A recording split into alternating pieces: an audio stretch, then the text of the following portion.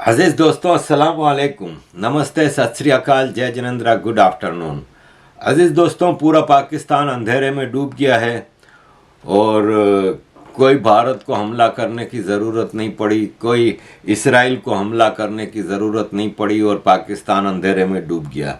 इसके पीछे एक बहुत दर्द भरी कहानी है जो मैं आगे आपको सुनाता हूँ। पहले मैं आपको बता दूँ कि ये पहली बार नहीं है कि पाकिस्तान में पूरा पाकिस्तान अंधेरे में डूब गया। फरवरी 2013 में भी यही चीज़ हुई थी, जनवरी 2015 में भी यही चीज़ हुई थी, मई 2018 में भी यही हुआ था, जनवरी 2021 में भी ये हुआ था और आज यानी कल सुबह 7:30 बजे से पूरे पाकिस्तान में बिजली गायब हो गई, इलेक्ट्रिसिटी है नहीं और पूरा पाकिस्तान अंधेरे में डूबा हुआ है।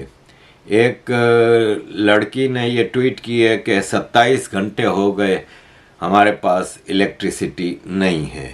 इलेक्ट्रिसिटी नहीं जाने का पूरे मुल्क में इलेक्ट्रिसिटी नहीं जाने का ये पिछले 10 सालों में या 9 सालों में ये पूरी दुनिया में 10वां वाक़या है जिसमें 4 बार पाकिस्तान में हुआ है।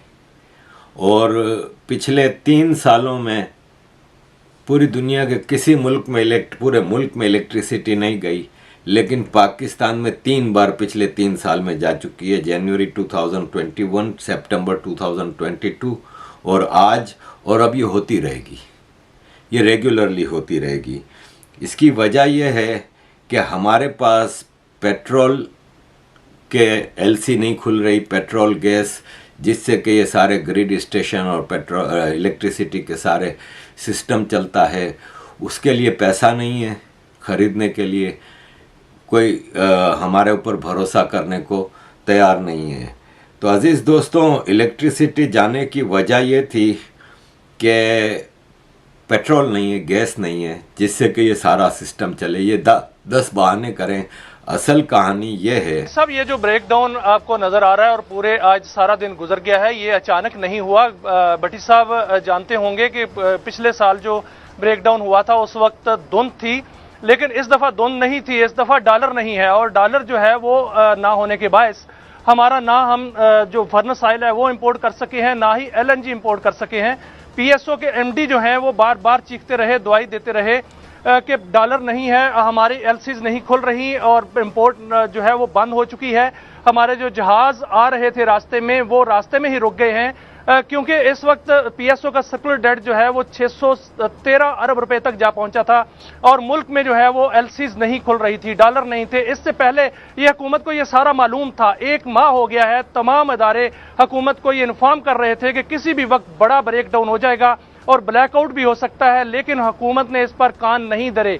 और यही हुआ कि आज सुबह जो है वो 7:35 पे पूरे मुल्क में बिजली नहीं थी, क्योंकि हाइडल जो है वो नॉर्थ में होती है और जो थर्मल होती है वो साउथ में होती है। इस हाइडल में बल सफाई हो रही है और इसलिए डैमों से पानी का अखराज नहीं था। और वहां पर जो है साउथ में जैसे ही वहां पर बिजली की पैदावार ड्रॉप हुई है, वो 6000 मेगावाट से नीचे चली गई।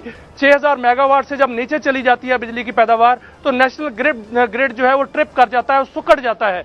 यही हुआ कि वो नेशनल ग्रिड सुकड़ गया और बिजली जो है वो सिस्टम से निकल गई। आज सारा दिन जो है वो बिजली सिस्टम में नहीं थी और अभी तक भी नहीं है। अभी जो वजीर मौसूफ हैं खुर्रम दस्तगीर, उन्होंने आज दिन को बताया था कि 12 घंटे में बिजली बहाल हो जाएगी।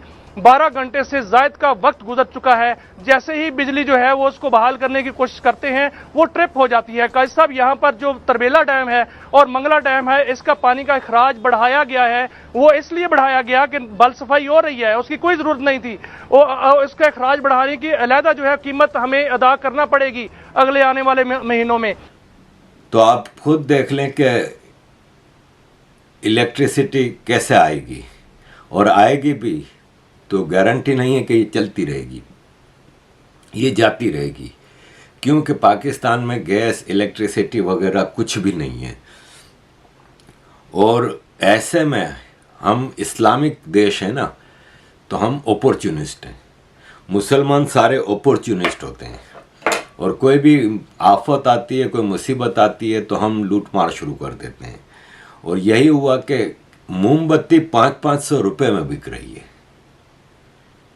अब जब पेट्रोल गैस की ये हालत है तो जनरेटर भी नहीं चल रहे।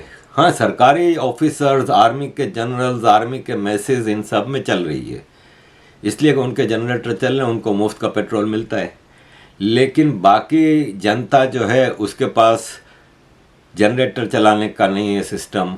आप यकीन माने कि इस सिस्टम के खराबी की वजह से मोबाइल सिस्टम भी फेल हो गया और मोबाइल फ़ोन भी बंद हो गए, क्योंकि वो मोबाइल कंपनी भी किस हद तक अपने आप को कंटिन्यू कर सकेंगे without electricity and without anything.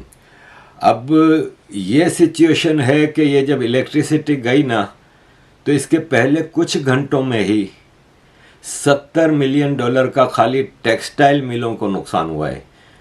जो थोड़ी बहुत टेक्सटाइल मिल चल रही हैं, ज़्यादातर तो बंद हो गई हैं, उनको $70 मिलियन का हुआ है नुकसान। और इन्होंने कहा कि अगर ये ज़्यादा कई घंटे हो जाएंगे तो बिलियन तक जाएगा, और ये कई घंटों तक हो चुका है। बिजली है कि बार बार ट्रिप हो जाती है, कोशिश करते हैं तो ये बंद हो जाती है।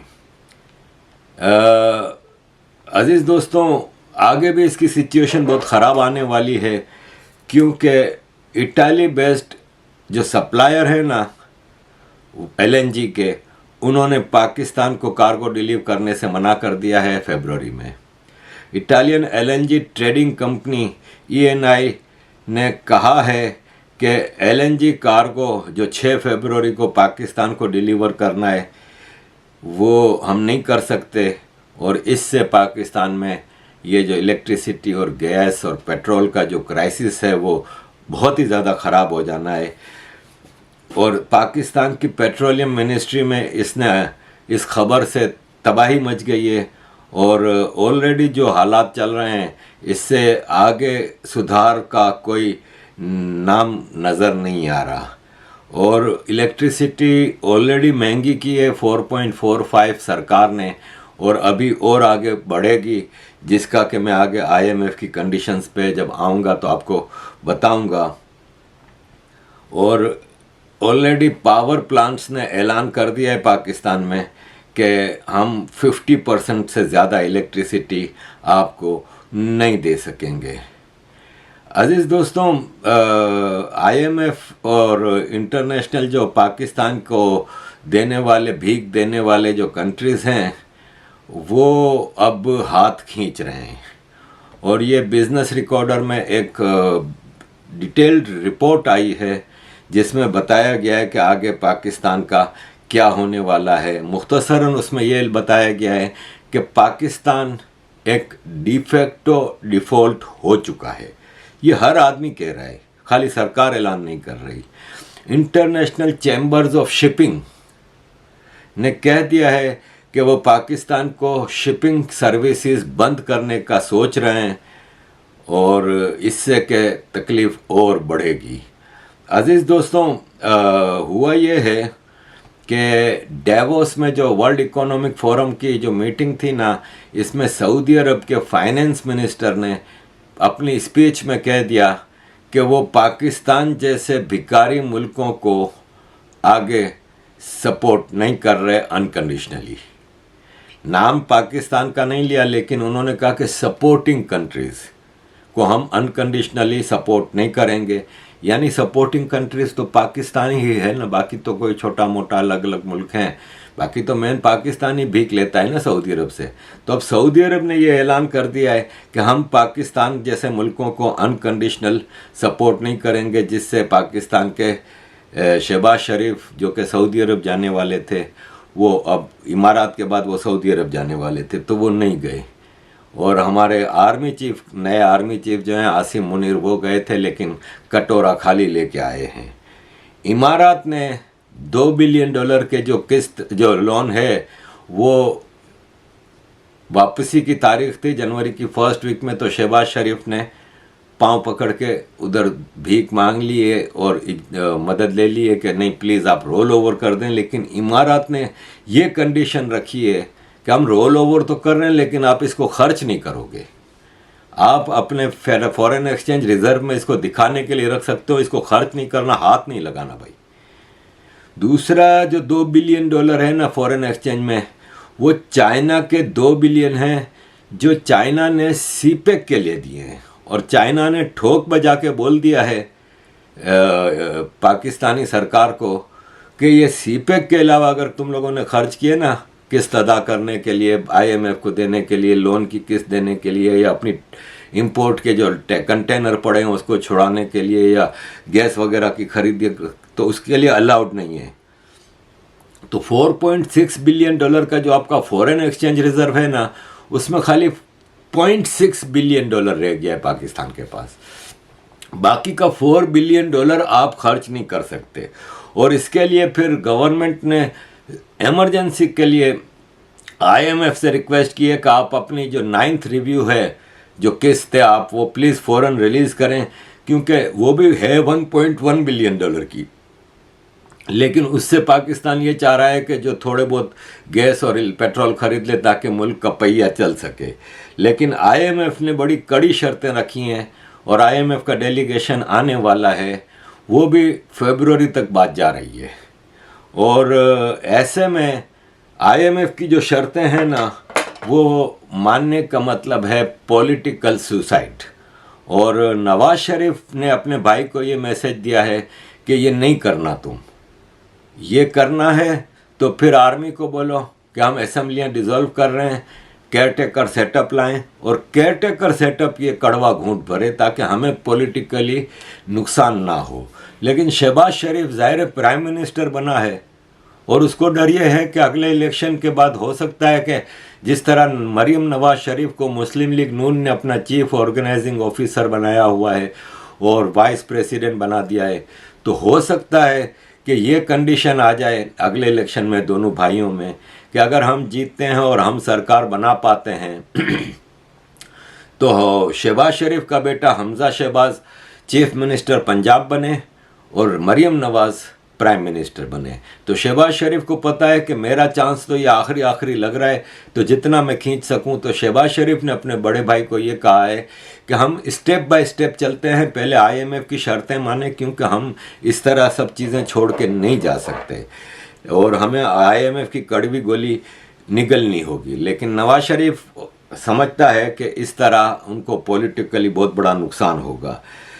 तो IMF से नेगोशिएशंस की जो शराइत है ना, वो बड़ी सख्त हैं, जिसमें ख़ास तौर पे जो 2-3 हैं। एक जो मेन शर्त है ना, जो पहली जिस पे IMF हिल भी नहीं रहा, वो ये है कि IMF कह रहा है कि जब से ये इसाक डार आया है ना फाइनेंस मिनिस्टर, इसने आर्टिफिशियली डॉलर को कंट्रोल किया है। क्योंकि जिस स्पीड से आपको पता है कि शहबाज शरीफ की सरकार आई थी और मिफ्ता इस्माइल को फाइनेंस मिनिस्टर बनाया था, तो डॉलर शूट करके आसमान की तरफ जा रहा था और सबको लग रहा था कि 300 रुपये पे जाके ये एंड ऑफ दिसंबर तक रुकेगा। लेकिन इसाक डार को लाया गया। इसाक डार है ना, वो मिस्त्री है, वो एक छोटा सा अकाउंटेंट हुआ करता था नवाज शरीफ का, उसकी बिजनेस में। उसको नवाज शरीफ ने फाइनेंस मिनिस्टर बना के, तो अब ये ऐसे ही है कि जैसे बच्चों की खतना होती है ना गांव वगैरह में, तो वो खतना करने वाला जो मिस्त्री होता है ना, उसको सब सर्जन समझते हैं। तो इसाक डार को भी सर्जन पाकिस्तान में समझा जाता है। तो इसाक डार ने आके आर्टिफिशियली डॉलर की प्राइस कंट्रोल कर ली। IMF तिलमिला गई। IMF ने कहा कि ये क्या ड्रामा है भाई, अब हमें मामू तो नहीं बनाओ ना तुम यार, अपनी आवाम, तुम्हारी आवाम तो जाहिल है, तुम्हारी आवाम को तो तुम मामू बना रहे हो, हमें तो मामू ना बनाओ। तो डॉलर की प्राइस को कंट्रोल करना छोड़ दो। अब डॉलर की प्राइस अगर कंट्रोल नहीं करते तो ये 300 पार कर जाएगा झटके में। और 300 पार करने का मतलब ये होता है कि आपकी जितनी चीज़ें पड़ी हैं ना पोर्ट्स पे, वो सब महंगी हो जाएंगी। अब एक मिसाल है कि इस वक्त 235 का डॉलर है, तो 300 का मतलब ये हो गया कि आप 20 to 25% आपके डॉलर की प्राइस बढ़ गई। तो इसी रेशो से फिर आपकी हर चीज़ महंगी होगी ना, क्योंकि आप बाहर से चीज़ें खरीदते हो, आप तो भिखारी मुल्क हो, आपके पास तो कुछ नहीं उगता, गंदुम तक बाहर से आ रही है, गैस, इलेक्ट्रिसिटी, सारी चीज़ें। अब वो जितनी चीज़ें डॉलरों में आप खरीदोगे, पैदा तो आप रुपए में कर रहे हो ना, तो 25% उनकी प्राइस बढ़ जाती है। और इसलिए इसहाक डार आर्टिफिशियली इसको रोका हुआ है। अगर वो आर्टिफिशियली नहीं रोकेगा तो पाकिस्तान में क़यामत आ जाएगी, ऑलरेडी आई हुई है। तो इसलिए IMF कह रहा है कि भाई ये आर्टिफिशियल प्राइस कंट्रोल करना बंद करो और फ़ौरन डॉलर को उसकी ओरिजिनल प्राइस के ऊपर लेके आओ। वो अब मजबूरी आ गई है। शहबाज शरीफ नज़र ये आ रहा है कि वो IMF की सारी शर्तें मानने को तैयार है। दूसरी जो कड़ी शर्त IMF की है ना, वो है कि आप 200 बिलियन रुपए के टैक्स बढ़ाएं। अब उसके लिए डिफरेंट आइडियाज़ आ रहे हैं। इनके जो मिस्त्री बैठे हैं सारे सरकार में, उसमें एक मिस्त्री ने कहा कि हम GST को 18% कर देते हैं। 18% GST को मतलब क्या हुआ, फिर वापस सारी चीज़ें महंगी। एक कह रहा है कि आप छोटे बिजनेसमैनों को टैक्स लगा दें, टैक्स बढ़ा दें, टैक्स तो है ही, टैक्स बढ़ा दें उनका। टैक्स के पुल को बढ़ाने के भी मुख्तलिफ आइडियाज़ आए हैं, जिसका भी नुकसान होगा जनरल कंज्यूमर प्राइसेस को, और उससे एक ऐसी तबाही आनी है कि पाकिस्तान के सोसाइटी में एक बहुत बड़ा एनार्की, एक सिविल वार जैसी सिचुएशन आ जाएगी। फिर लोगों के पास कोई रास्ता नहीं होगा सिवाय लूट मार करने के। तो ये 200 बिलियन रुपए का टैक्स का नेटवर्क कैसे बढ़ाएं, ये भी एक समझ में नहीं आता। इसहाक डार जब पहले फाइनेंस मिनिस्टर था नवाज शरीफ के ज़माने में, जब नवाज शरीफ प्राइम मिनिस्टर था, तो उसने ये सारी चालाकियाँ की थी, जिससे कि मार्केट और आपका जो पूरा सिस्टम है ना, वो एक नकली उस पे चल पड़ा। अब एक मिसाल है कि एक आदमी को बहुत ज़्यादा तबीयत ख़राब होती है तो डॉक्टर इसको हैवी डोज और ऐसी ऐसी दवाइयाँ दे देता है कि टेम्पररीली, वक्ती तौर पे वो ठीक हो जाता है, लेकिन उसके असर अंदर बहुत ज़्यादा ख़राब पड़ते हैं। तो यही चीज़ इसहाक डार ने पिछले अपने टेन्योर में की थी, जिसकी वजह से अंदर पाकिस्तान का सारा सिस्टम बैठ गया। और वो फिर हमारे सर्जन आए इमरान खान प्राइम मिनिस्टर बन के, तो उन्होंने कहा कि मेरे पास तो ज़बरदस्त टीम है, हम सब ठीक कर देंगे। उसको पता नहीं था कि नीचे मामला बहुत ख़राब हो गए। पहले तो आता ही इसको ये कहा गया कि भाई इतनी किस्तें देनी है IMF को, वर्ल्ड बैंक को, इसको उसको इसको। देखा तो ख़जाने में कोई ख़ास चीज़ थी नहीं। इसने कहा पकड़ो लोन, नई लोनें पकड़ने लगा, दबा के इसने लोनें पकड़ी।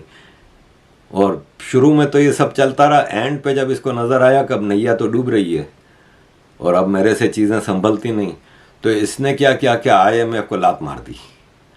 सारे पैसे ले के सब करके एंड पे शर्तें मान के वो करके एंड पे आके लात मार दी। इसने भी वही इसहाक डार वाला फॉर्मूला अपनाया, डॉलर को आर्टिफिशियली पकड़ कर रखा, मार्केटों के ऊपर वो टैक्स फिक्स कम कर दिए ताकि इसकी पब्लिक में वो बात बढ़े कि देखो हर चीज़ सस्ती हो गई। पेट्रोल के ऊपर प्राइस कम कर दी, पेट्रोल की प्राइस बढ़ाने के बजाय कम कर दी। IMF से डील हुई थी कि बढ़ाएंगे।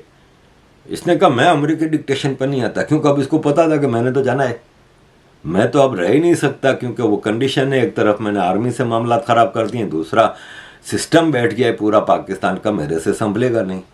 और ये बेवकूफ़ के बच्चे, लेकिन ये भी बेवकूफ़ के बच्चे नहीं थे, पाकिस्तान से तो इनको हमदर्दी है नहीं। इन्होंने कहा चलो जो जाते जाते आखिरी एक हुकूमत मिल रही है, उसमें हम अपने ऊपर जितने केसेस हैं ख़त्म करा दें।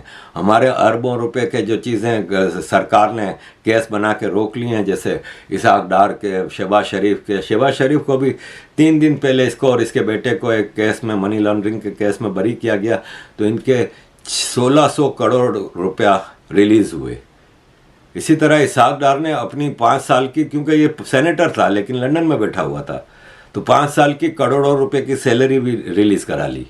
इस तरह इन्होंने आसिफ जरदारी के मिनिस्टरों ने, शहबाज शरीफ के मिनिस्टरों ने, साद रफ़ीक ने, ख्वाजा आसिफ ने, एहसान इकबाल ने, सब ने अपनी अपनी केसेस ख़त्म करा लिए और सारे पैसे लूट मार करके। मकसद इनका आने का यही था। और इमरान खान ऑलरेडी तबाह करके गया था।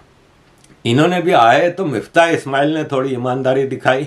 उसने डॉलर को जो पकड़ कर रखा गया था ना जाली तरीके से, उसने डॉलर को खुला छोड़ दिया कि जा भाई कहाँ तक जाता है हम भी देखते हैं।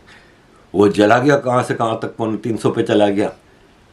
इसने पेट्रोल का भाव बढ़ाया, इसने IMF की शर्तें माननी शुरू की, तो पॉलिटिकली इनको नुकसान हो रहा था नवाज शरीफ की पार्टी को। इन्होंने मिफ्ता इस्माइल कोटा के सर्जन को बुलाया लंदन से, इसहाक डार को। इसहाक डार ने आके वापस सारी चीज़ें पकड़ के डॉलर और ये और वो और मार्केट में थोड़ा वो लाया। लेकिन अब इनके पास चॉइस है नहीं। चाइना और सऊदी अरब जो सबसे बड़े दानवीर थे पाकिस्तान को भीख देने वाले, उन लोगों ने हाथ खींच लिया। इमारात ने बहुत ही उनको शर्मिंदा करके बहुत ही जलील किया गया है शहबाज शरीफ को, ये मैं आपको बता दूं।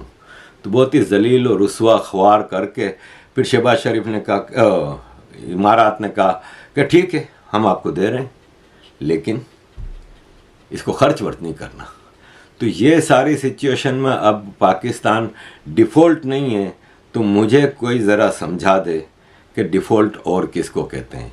इलेक्ट्रिसिटी, गैस, पेट्रोल, ज़बरदस्त क्राइसिस है। अब इलेक्ट्रिसिटी का ये ब्रेकडाउन है, कुछ हिस्सों में, अभी कुछ हिस्सों में इलेक्ट्रिसिटी आई है लेकिन अब ये रेगुलर होगा। अब ये रेगुलर होगा और इसी को डिफ़ॉल्ट कहते हैं।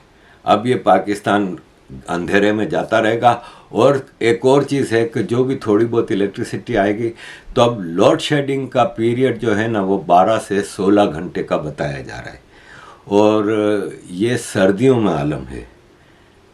तो आप सोचें पब्लिक का क्या हो रहा है।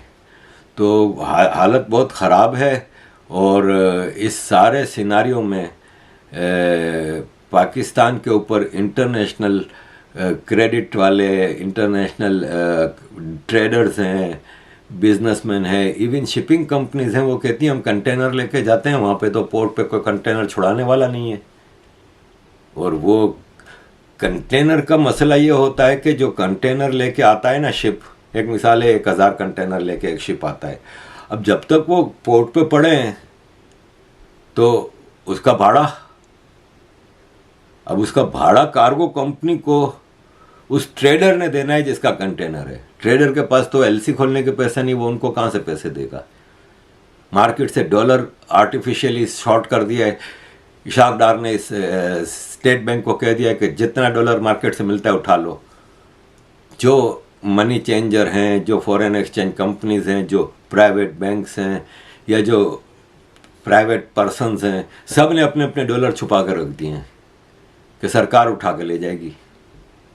जिन जिन के फॉरेन करेंसी अकाउंट थे उन्होंने अपने अकाउंट भी खाली कर लिए कि सरकार का कोई भरोसा नहीं कि वो हमारे अकाउंट सीज कर ले और उसमें से सारे डॉलर निकाल ले।